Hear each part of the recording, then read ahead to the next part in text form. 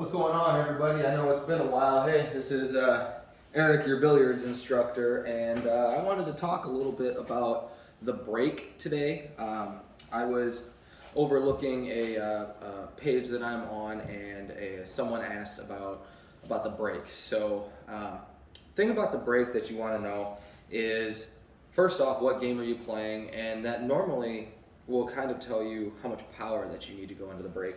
There's some basic mechanics to absolutely break any rack. So there's three main categories to break from anywhere on the table that a lot of players use. The first one is going to be called the bed break. So you're going to have your ball up here towards the top two diamonds, and what that allows is that your hand is going to be able to access the bed of the table for a strong break. And then we have what would be called the rail break, which would be back here, anywhere around these back two diamonds on this side. And what that allows is for a strong angle coming into the cue ball with your hand on the rail. And the third way is, it's kind of called a contorted bridge. Some people, it depends on whether you break from the right side or the left side of the table. Some people like to put their fingers down here and they like to break like this, but for me, this is also a rail bridge. I really just like to get nice and comfortable with my hand here on the rail so I can access the center part of the ball. So three main categories of where people break from. Now, when we start talking about the break, the thing you have to remember is cue ball control. We are trying to hit the rack as flush as possible from wherever location that we are trying to hit the rack. Now, when we try to generate power, there's a lot of things out there that talks about different types of breaks, okay? Well, you want to stay all the way down. Well, you want to stand all the way up. Well, you want to make sure that your elbow stays straight. You want to make sure that your hand comes all the way through. What's right and what's wrong? Well, I'm here to tell you through my observation as a billiards instructor and just a billiards ambassador, it depends on what you want done with the cue ball. So, some major things that I'm about to go through have to do with the mechanics, okay? If I'm going to break head on, I'm going to come up here and I'm going to use the bed bridge that I was just talking about. So I would come up to two diamonds here, and this allows my hand to access the center part of the ball. Now, if I'm trying to throw power into the rack, whether if it's 8, 9, or 10, okay, I need to make sure that I can drive myself through the rack. The arm is only going to do so much. You, being the player, actually generate a lot of power. And if you look on YouTube videos or AccuStats, DVDs, anything like that, you're going to see the big time players really kind of throw themselves into the rack. So what I'm going to tell you here is, if you are someone who likes to break from the bed, okay, you're going to access the center part of the ball, and when you follow all the way through, the first piece that you're going to have to make sure is that your tip, whether you pull straight back, whether you're someone who whips up like this, anything like that, that when your tip makes contact with the cue ball, your tip is finishing down through the table. If you are making contact with this and then your cue stick is going like this, ladies and gentlemen, you're losing so much power into your break. And I'm sure that if you paid attention to how you break, if your cue stick goes up in the air, chances are that it's not going to be very beneficial, and you're going to have a lot of clusters, especially if you're playing the game of 8-ball. Now, the next thing that we're going to talk about is, how high should you be? Okay, if I'm going to get down and I'm going to shoot a regular shot, I would get down and I would come down through here, okay, just like this. And then I would pull back and I'd shoot, and I'd make sure that my cue stick delivers straight through and finishes straight down. Okay, anything that a good billiards instructor preaches is a pendulum stroke. Okay, but there's more to pool than just a pendulum stroke. Okay, so if I'm going to break these balls, what I'm going to do is, as I come in, I'm going to rise up from a typical shot. So if I come down through here like this on a regular shot, I'm actually going to come in with my body higher. And there's a reason for this, and this is what I call reaching for the rack. So what I'm going to do is, I'm going to try to drive the cue stick through the cue ball, okay, but then allow my cue stick to come all the way through, shoulder drop and all. Oh no, but a lot of billiards instructors say not to drop your shoulder. Drop your shoulder. 99.9% of professionals drop their shoulder. Watch it. It happens. So now, what we're going to see here is, if I don't drop my shoulder and I finish, watch what happens. No shoulder drop. There's where my cue stick finishes. Okay, now, if I drop that shoulder, I'm making contact, shoulder comes through, now my cue stick's all the way out here, finishing strong through the table. Well, what that means for you is if I don't drop my shoulder, your cue ball leaves your cue stick right here. There's not a lot of power with that. Okay, that's more of your arm. When you come all the way through here and you let that body start to come through with your shoulder, okay, now the cue ball is leaving the cue stick way out here by the side pockets. Especially for someone that's playing bar table pool, that's a major crush of a rack. Okay, you're gonna hit those balls really solid. And that has to do with you being up here. And you're gonna see some professionals too, that when they come through here, you're gonna see a big turn. I was taught by a pro how to break, so I got used to this. But it's kind of that big turn where your hips are gonna change, your arm's gonna come up like this, but then when they come through the center part of the ball. I'm kind of whipped through and they let that body come through and they finish with the cue stick like that, and then as you've seen before, the balls go crack, the cue ball shoots up in the air, and then it tries to park right here down in the center part of the table, and hopefully the balls that are going to kick the cue ball have already gone underneath the balls before the cue ball hits the table. So when they're playing on a 9-footer, that's really what they're trying to do. They're trying to pop the cue ball up about 6 to 8 inches up in the air, and what they're trying to do is they're trying to let whatever balls that are going to come through the center of the table get out of the way. So when the cue ball gets there, it stays in the center, it doesn't get kicked anywhere, all that jazz. So what I'm going to show you now is a couple breaks on how I normally break, and hopefully we're going to see some good stuff. We'll probably see some bad stuff because you know how billiards instructors are, especially when the video is running, now all of a sudden they can't do anything that they're talking about. So what you're gonna see, this is where I normally break on an 8-ball rack. If I would normally take my cue ball and I'd come right to the center diamond here, right in between the two middle diamonds of the head string, okay, and then I'm gonna move one half ball over. So the edge of my cue ball is lined up right here with the diamond. Pretty basic stuff, okay? Now, when I talk about reaching for the rack, I am trying not just to make contact with the cue ball, I am trying to make contact with something that's way deeper in the rack. So what I normally like to do is I'll take my vision here, down through here. I'm gonna try to reach my cue stick just to the left side of the center part of the one. So when I get down, you're going to see my eyes kind of move up and down. Hopefully my camera is a little bit away. But more importantly, what I'm actually gonna do is once I place my bridge hand down, I'm not one to look at the rack anymore, and people will have a major argument with that, but what I'm trying to do is trying to hit the cue ball as center as possible. If I place my bridge straight where I'm supposed to be, my cue stick isn't going to move.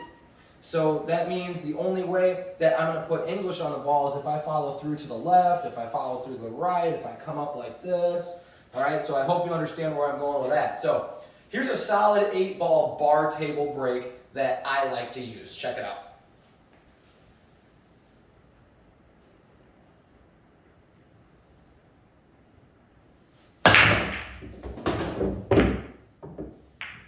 Okay, so you see I made 2 balls, and I don't know if you guys know anything about the rack. What you're really looking for the center here, okay, is the balls that are behind the head ball, and both of them actually shot really well towards the side pockets, which is where they're supposed to go at that angle. So I have a nice open rack, but the thing that I want you guys to recognize is as I came through, I didn't sit here, come all the way back like this and go like blam or anything like that. I do raise my arm a little bit, but it was very controlled. I hit the cue ball really square. I hit the head ball really square. Okay, and that's what all I'm really worried about is hitting the cue ball square. When I hit the cue ball square, I'm going to hit the rack square. Okay, so we can talk about another quick break too. We'll focus on 8-ball a little bit, and I'll run one quick 9-ball one before we turn off. So I'll bring my piece back over here so you don't have to look at my butt when I'm racking. So now the thing, we're going to talk about the 2nd ball break too. And my personal feelings on the 2nd ball break is that you shouldn't use as hard of a tip, because when you break with a hard tip, if you drive downward at all, what you're going to create is very little bounces. So if you break from the side and you're breaking with, like, I break with a BK Rush, so it's got a super hard tip on it. And if I come downward at all and I start to create that bounce, what's gonna do is gonna hit the second ball, and there's a big chance that it could slam going off the table back over here.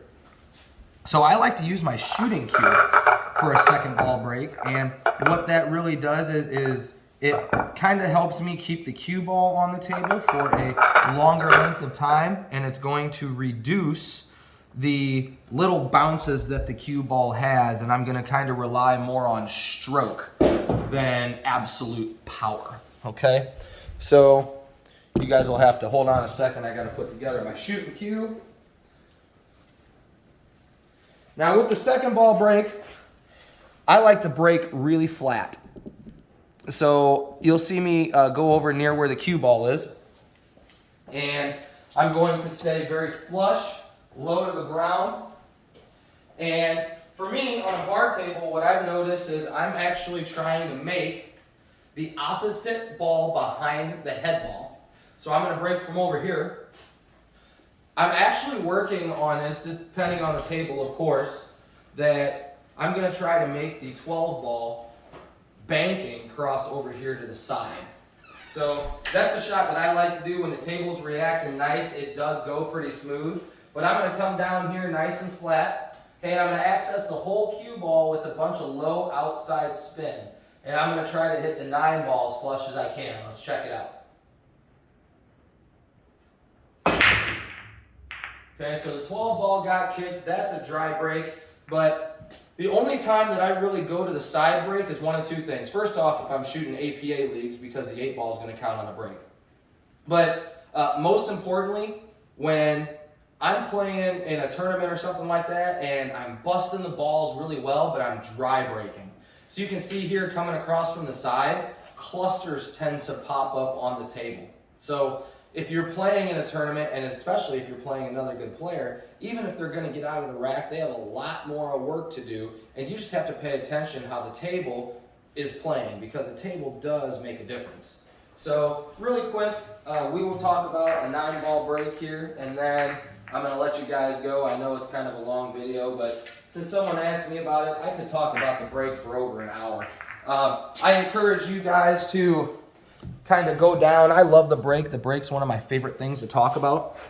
If you go just on this instructor page and you kind of scroll down, I shared a video a couple weeks ago of Florian Keller talking about the break, and I encourage you to watch that. And further on down, I actually have about a half-hour video of the magic rack and how to play with the magic rack. So if you could check that out, if you want that to help you, it definitely can. Now, what you're seeing here is I'm not racking 9 ball with a magic rack, I'm racking it with a wood rack. So what that means is, who knows where these balls are gonna go?